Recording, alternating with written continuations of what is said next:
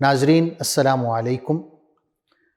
سیرت النبی صلی اللہ علیہ وسلم کے حوالے سے ہماری گفتگو جاری ہے، اور آج اس سلسلے کا 44واں پروگرام ہے۔ پچھلے پروگرام میں عرض کر رہا تھا کہ عمرہ قضا کے بعد رسول اللہ صلی اللہ علیہ وسلم نے چند عسکری مہمات بھیجیں، اور اس کے بعد آپ صلی اللہ علیہ وسلم کی حیات مبارکہ کی جو سب سے بڑی عسکری مہم ہے، جسے ہم جنگ مؤتہ کہتے ہیں، اس پر حضور صلی اللہ علیہ وسلم نے 3000 صحابہ کرام کا لشکر روانہ کیا۔ جنگ مؤتہ جو ہے یہ جمادی الاول سن 8 ہجری میں ہوئی، اور انگریزی اعتبار سے ستمبر کا مہینہ ہے، اور سن 629 عیسوی ہے۔ اور یہ خون ریزی کے اعتبار سے بھی سب سے بڑی جنگ شمار ہوتی ہے حضور صلی اللہ علیہ وسلم کی زندگی میں۔ مؤتہ ایک شہر کا نام ہے جو اس وقت ملک شام کا علاقہ شمار ہوتا تھا اور رومن امپائر کے تحت آتا تھا۔ آج کل یہ علاقہ اردن کے دارالحکومت عمان کے قریب ہے، اور مدینہ سے شمال کی طرف تقریباً 1000 کلومیٹر کے فاصلے پر ہے۔ آج بھی وہاں پر وہ جو میدان ہے، بہت وسیع میدان جہاں پر یہ جنگ ہوئی، موجود ہے۔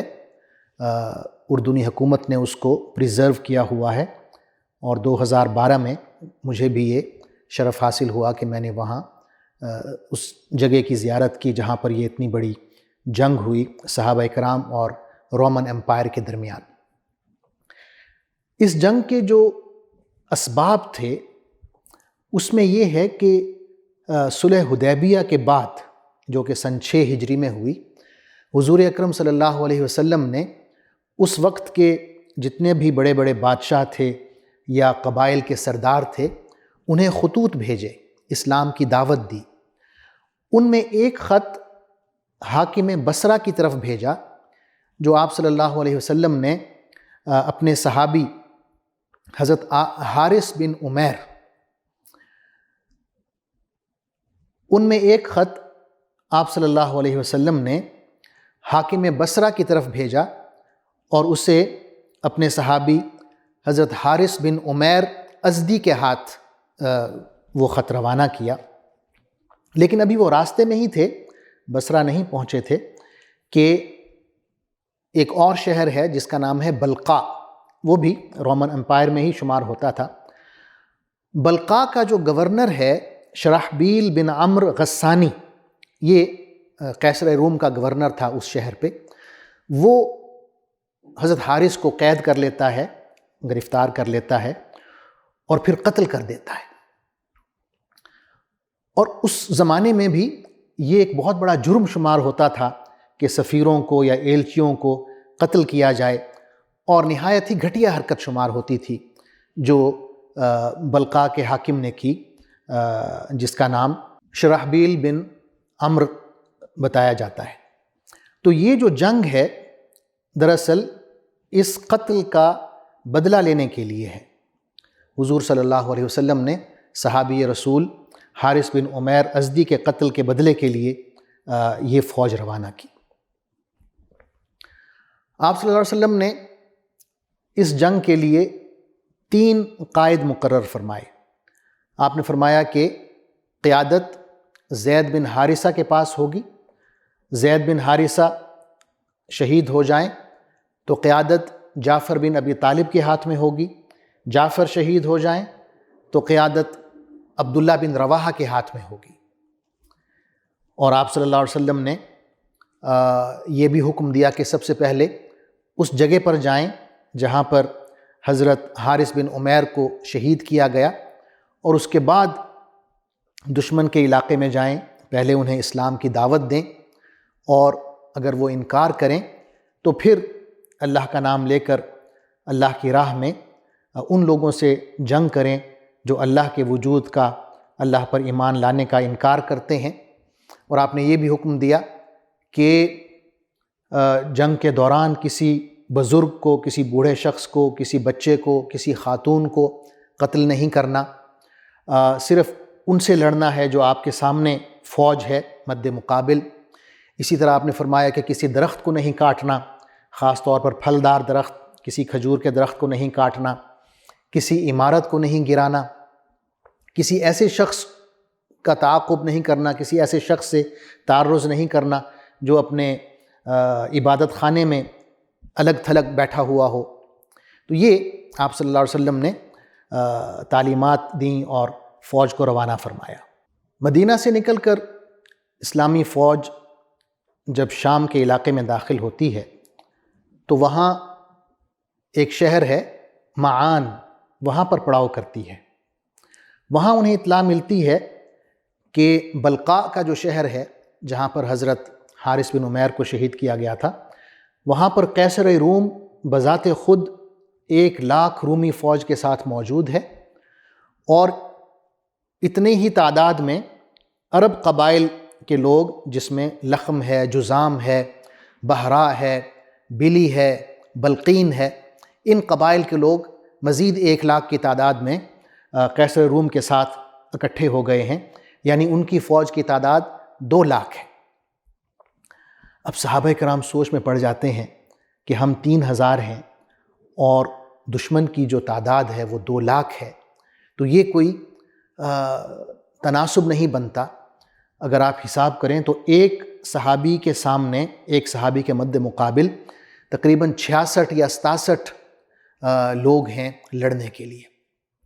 تو بعض صحابہ یہ مشورہ دیتے ہیں کہ ہمیں رسول اللہ صلی اللہ علیہ وسلم کو پیغام بھیجنا چاہیے اور مزید مدد مانگنی چاہیے کہ ہمیں مزید فوج بھیجی جائے۔ حضرت عبداللہ بن رواحہ اس کی مخالفت کرتے ہیں۔ وہ کہتے ہیں کہ آپ لوگ جو چاہتے ہیں، جو آپ کے دل کی تمنا ہے، آپ اسی سے ڈر رہے ہیں۔ شہادت ہماری آرزو ہے۔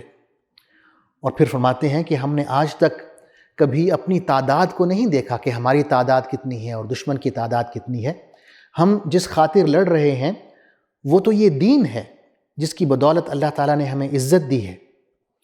اور آپ نے یہ بھی کہا کہ اگر آپ یہ جنگ کرتے ہیں تو ایک نیکی تو یقیناً آپ کے ہاتھ میں آئے گی، یا ہم شہادت حاصل کریں گے یا ہم فتح حاصل کریں گے، تو ان دو نیکیوں میں سے ایک نیکی کا حصول جو ہے وہ لازمی ہے۔ تو صحابہ اکرام تمام متفق ہو جاتے ہیں حضرت عبداللہ بن رواحہ کے اس مشورے پر، اس رائے پر، اور جنگ کے لیے تیار ہو جاتے ہیں، اور دشمن کے علاقے میں مزید پیش قدمی کرتے ہوئے مؤتہ کے مقام تک پہنچ جاتے ہیں، جو کہ میں نے عرض کیا کہ ایک بہت وسیع جگہ ہے، میدان ہے، وہاں پر دشمن کی فوج پہلے سے موجود ہے۔ تو دونوں فوجوں کا آمنا سامنا مؤتہ کے مقام پر ہوتا ہے، اور وہاں پر یہ جنگ ہوتی ہے۔ جنگ شروع ہوتی ہے، حضرت زید بن حارثہ رضی اللہ عنہ کے ہاتھ میں جھنڈا ہے، آپ بہت بہادری سے لڑتے ہیں اور یہاں تک کہ شہید ہو جاتے ہیں۔ آپ کی شہادت کے بعد حضرت جعفر بن ابی طالب رضی اللہ عنہ جھنڈا سنبھالتے ہیں اور اتنی بہادری سے لڑتے ہیں کہ دشمن کی فوج میں بہت اندر تک گھس جاتے ہیں، اور اتنا وہ گتھم گتھا ہو جاتے ہیں کہ گھوڑے پر بیٹھ کر مزید لڑنا مشکل ہو رہا ہوتا ہے، تو اپنے گھوڑے سے اتر جاتے ہیں اور لڑنا شروع کر دیتے ہیں، یہاں تک کہ ان کا دایاں ہاتھ کٹ جاتا ہے، تو وہ بائیں ہاتھ میں علم بلند رکھتے ہیں، یہاں تک کہ ان کا بایاں ہاتھ بھی کٹ جاتا ہے۔ اس کے بعد وہ جو دونوں بازو بچ جاتے ہیں کندھوں کے ساتھ لٹکے ہوئے، ان سے وہ جھنڈے کو لپیٹ لیتے ہیں اپنے سینے کے ساتھ اور اسے بلند رکھتے ہیں، جب تک شہید نہیں ہو جاتے جھنڈا بلند رکھتے ہیں۔ آپ کی شہادت کے بعد حضرت عبداللہ بن رواحہ جھنڈا لے لیتے ہیں اور بہادری سے لڑتے ہوئے آپ بھی شہید ہو جاتے ہیں۔ حضور اکرم صلی اللہ علیہ وسلم مدینہ میں اسی روز صحابہ کرام کو بتا رہے ہوتے ہیں کہ مؤتہ میں اس وقت جنگ ہو رہی ہے اور جنگ کے کیا حالات ہیں۔ آپ صلی اللہ علیہ وسلم کی آنکھوں میں آنسو ہوتے ہیں۔ آپ فرماتے ہیں کہ اس وقت جھنڈا زید کے ہاتھ میں ہے اور وہ لڑ رہا ہے، اور پھر آپ فرماتے ہیں آنکھوں میں آنسو لیے ہوئے کہ زید اب شہید ہو چکا ہے۔ پھر آپ فرماتے ہیں کہ اب جھنڈا جعفر نے لے لیا ہے اور وہ بہادری سے لڑ رہا ہے۔ پھر آپ فرماتے ہیں کہ اس کا دایاں ہاتھ کٹ چکا ہے، پھر فرماتے ہیں کہ اس کا بایاں ہاتھ کٹ چکا ہے۔ پھر آپ ان کی بھی شہادت کی خبر دیتے ہیں اور فرماتے ہیں کہ اللہ تعالیٰ نے جعفر کو اس کے 2 بازوؤں کے عوض 2 پر عطا کیے ہیں، اور وہ جنت میں ان پروں کے ساتھ جہاں چاہتے ہیں اڑ کر جاتے ہیں۔ حضرت جعفر طیار ان کا لقب ہے، یا جعفر ذوالجناحین بھی آپ کا لقب ہے، کہ اڑنے والے جعفر یا 2 پروں والے جعفر۔ پھر آپ فرماتے ہیں کہ اب جھنڈا عبداللہ بن رواحہ نے لے لیا ہے، پھر آپ ان کی بھی شہادت کی خبر دیتے ہیں۔ پھر آپ فرماتے ہیں کہ اب مسلمانوں نے متفقہ طور پہ جھنڈا ایک ایسے شخص کے ہاتھ میں دیا ہے جو اللہ کی تلواروں میں سے ایک تلوار ہے، اور اللہ نے اس کے ہاتھ پر فتح نصیب فرما دی ہے۔ اور ہوتا یوں ہے کہ جب حضرت عبداللہ بن رواحہ شہید ہو جاتے ہیں تو صحابہ کرام متفقہ طور پہ حضرت خالد بن ولید رضی اللہ عنہ کو اپنا قائد چنتے ہیں، اور حضرت خالد بن ولید جو ہیں بقیہ دن جنگ جاری رکھتے ہیں اور اتنی بہادری سے لڑتے ہیں کہ دشمن کی ایک کثیر تعداد جو ہے وہ قتل ہوتی ہے۔ بخاری شریف میں آتا ہے، حضرت خالد بن ولید رضی اللہ عنہ خود راوی ہیں اور جنگ موتا کا واقعہ بیان کرتے ہوئے فرماتے ہیں کہ سارا دن میں بہت بہادری سے لڑا، اور اس دن میرے ہاتھ میں 9 تلواریں ٹوٹیں، یعنی اتنی وہ جانفشانی سے لڑتے تھے کہ تلوار کی ضرب سے تلوار ٹوٹ جاتی تھی، پھر آپ دوسری تلوار لیتے تھے وہ ٹوٹ جاتی تھی، اس طرح ایک ایک کر کے 9 تلواریں ٹوٹیں۔ پھر آپ فرماتے ہیں کہ آخر میں ایک یمنی تلوار تھی جس نے میرا ساتھ نبھایا، اور وہ دن کے آخر تک میں نے اس کو استعمال کیا اور وہ نہیں ٹوٹی۔ جنگ کے دوران حضرت خالد بن ولید یہ بھی سوچتے رہتے ہیں کہ کوئی ایسی حکمت عملی استعمال کی جائے کہ جو دشمن کی فوج ہے ان کے دلوں میں رعب پیدا ہو جائے اور وہ ہمارا پیچھا نہ کر سکیں۔ یعنی حضرت خالد بن ولید رضی اللہ عنہ کو بخوبی اندازہ ہوتا ہے کہ یہ کوئی مقابلہ نہیں ہے 3000 کے لشکر کا 2 لاکھ کے لشکر کے ساتھ، اور وہ مسلمان فوج کو بحفاظت اس حالت سے نکالنا چاہتے ہیں۔ شام پڑ جاتی ہے اور اس وقت کے قانون کے مطابق جنگ روک دی جاتی ہے اگلی صبح کے لیے۔ تو رات کو حضرت خالد بن ولید رضی اللہ عنہ جو انہوں نے جنگی حکمت عملی سوچی ہوتی ہے اس کو استعمال کرتے ہیں۔ آپ یوں کرتے ہیں کہ فوج کا جو دایاں حصہ ہے جس کو میمنہ کہتے ہیں اس کو بائیں طرف لے جاتے ہیں، اور جو بایاں حصہ ہے جس کو میسرہ کہتے ہیں اس کو دائیں طرف لے آتے ہیں۔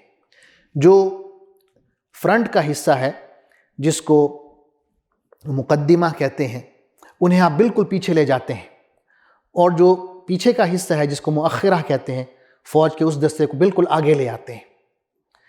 ظاہر ہے شکلیں تبدیل ہو گئیں، لباس مختلف ہوں گے صحابہ کرام کے۔ تو جب صبح ہوتی ہے اور دشمن کی فوج دیکھتی ہے مسلمان فوج کو تو وہ یہ سمجھتی ہے کہ غالباً مدینہ سے ان کو مزید فوج کی کمک پہنچی ہے، مدد پہنچی ہے، اور یہ بھی ان کے دل میں ہوتا ہے کہ پچھلے دن اس چھوٹے سے لشکر نے ہمارا جو حال کیا ہے وہ سب کے سامنے تھا، آج مزید فوج آ گئی ہے تو ہمارا مزید برا حال ہوگا۔ لیکن حضرت خالد رضی اللہ عنہ جنگ شروع کر دیتے ہیں اور دن کا پہلا پہر لڑتے ہیں، اس کے بعد وہ آہستہ آہستہ اپنی فوج کو پیچھے لانا شروع کرتے ہیں صحرا کی طرف۔ دشمن کی فوج سمجھتی ہے کہ غالباً یہ ہمارے ساتھ چال چل رہے ہیں، ہمیں صحرا میں دھکیل رہے ہیں تاکہ ہم وہاں پیاس سے ہم مر جائیں، تو وہ مسلمان فوج کا پیچھا نہیں کرتے، وہیں پہ رک جاتے ہیں۔ اور حضرت خالد بن ولید رضی اللہ عنہ فوج کو پیچھے دھکیلتے ہوئے دشمن سے کافی فاصلے پر چلے جاتے ہیں، اور پھر تیزی سے پلٹ کے وہ مدینہ کی طرف اپنا سفر شروع کر دیتے ہیں، اور اس طرح بحفاظت مدینہ پہنچ جاتے ہیں۔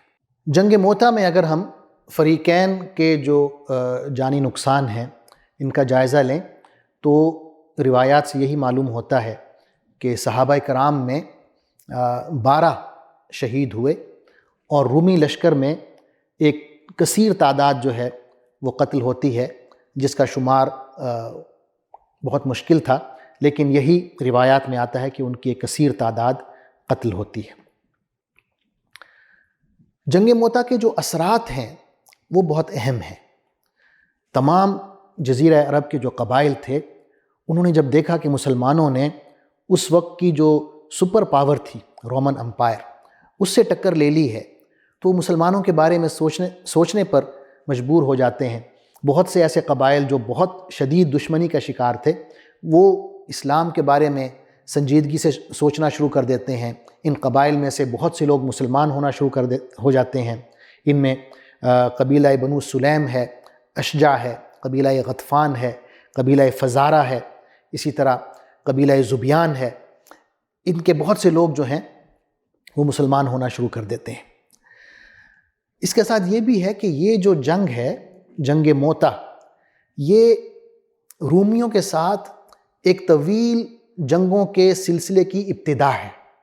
یعنی اس جنگ کے بعد مسلمانوں نے رومن امپائر کے بہت سارے شہر یک کے بعد دیگرے فتح کرنا شروع کر دیے۔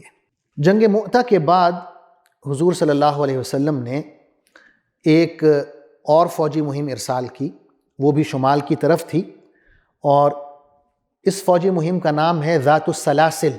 ذات السلاسل ایک مقام ہے وادی قرا کے قریب۔ وادی قرا کے حوالے سے میں نے بتایا تھا کہ یہ خیبر کے قریب ایک شہر ہے۔ اس فوجی مہم کی 2 وجوہات بتائی جاتی ہیں۔ پہلی وجہ تو یہ ہے کہ جب حضور صلی اللہ علیہ وسلم نے یہ دیکھا کہ جنگ موتا میں جن عرب قبائل نے رومیوں کا ساتھ دیا ہے، ان میں 2 بڑے بڑے قبیلے ہیں، لخم اور جزام، اور کچھ اور قبائل ہیں، جوہینہ ہے، بلی ہے، بہرا ہے، اور ان میں سے 1 لاکھ کی فوج تیار ہو کے رومیوں کے ساتھ جا ملی ہے۔ ان قبائل کو رومن امپائر سے کاٹنا ضروری ہے، ان قبائل کے ساتھ دوستی کے معاہدے کرنا ضروری ہیں۔ اور دوسری وجہ یہ تھی کہ آپ صلی اللہ علیہ وسلم کو یہ اطلاع ملی کہ اسی ایریا میں ایک بڑا قبیلہ ہے بنو قزاع، وہ مسلمانوں کے لیے جنگ کی تیاری کر رہا ہے۔ تو حضور صلی اللہ علیہ وسلم نے حضرت عمرو بن عاص رضی اللہ عنہ کی قیادت میں 300 صحابہ کا لشکر بنو قزاع کے لیے روانہ کیا، اور آپ کو یہ بھی حکم دیا کہ رستے میں جو قبائل ہیں، قبائل بلی ہے یا جوہینہ ہے یا دیگر قبائل ہیں، ان سے مدد مانگیں اور ان سے دوستی کے معاہدے کریں۔ حضرت عمرو بن عاص رضی اللہ عنہ خفیہ طریقے سے سفر کرتے ہیں، رات کو سفر کرتے ہیں، دن میں وہ چھپ جاتے ہیں، اور جب بنو قزاع پہنچتے ہیں تو دیکھتے ہیں کہ ان کی فوج تو واقعی بہت زیادہ کثیر تعداد میں ہے، اور ان کے پاس جو عددی قوت ہے 300 کا لشکر، یہ ان سے بہت کم ہے۔ تو حضرت عمرو بن عاص رسول اللہ صلی اللہ علیہ وسلم کو پیغام بھیجتے ہیں کہ ہمیں مزید فوج کی ضرورت ہے۔ تو آپ صلی اللہ علیہ وسلم 200 صحابہ مزید ارسال فرماتے ہیں، ان میں حضرت ابو بکر اور حضرت عمر بھی شامل ہیں۔ تو جب یہ کمک پہنچ جاتی ہے تو حضرت عمرو بن عاص رضی اللہ عنہ بنو قزاع کے ساتھ جنگ کرتے ہیں، اور بنو قزاع کے بہت سے لوگ قتل ہو جاتے ہیں، تو وہ لوگ پھر جم کے مقابلہ نہیں کرتے بلکہ بھاگ جاتے ہیں اور منتشر ہو جاتے ہیں۔ ذات السلاسل کی فوجی مہم کے بعد حضور صلی اللہ علیہ وسلم نے شعبان سن 8 ہجری میں حضرت ابو قتادہ رضی اللہ عنہ کی قیادت میں ایک اور فوجی مہم بھیجی جو نجد کی طرف تھی۔ نجد کا ایک مقام ہے جس کا نام خزرہ ہے۔ وہاں سے اطلاع یہ ملی کہ غطفان کا ایک ذیلی قبیلہ ہے جو لوگوں کو اکٹھا کر رہا ہے مدینہ پر حملہ کے لیے۔ تو قبل اس کے کہ وہ لوگ اکٹھے ہوتے، حضرت ابو قتادہ رضی اللہ عنہ صحابہ کرام کی ایک مختصر جماعت جو 15 پر مشتمل ہیں صرف، وہ جاتے ہیں، حملہ کرتے ہیں، اور ان لوگوں میں کافی کیجولٹیز ہوتی ہیں، کئی لوگ قتل ہوتے ہیں، اور انہیں منتشر کر کے واپس آتے ہیں۔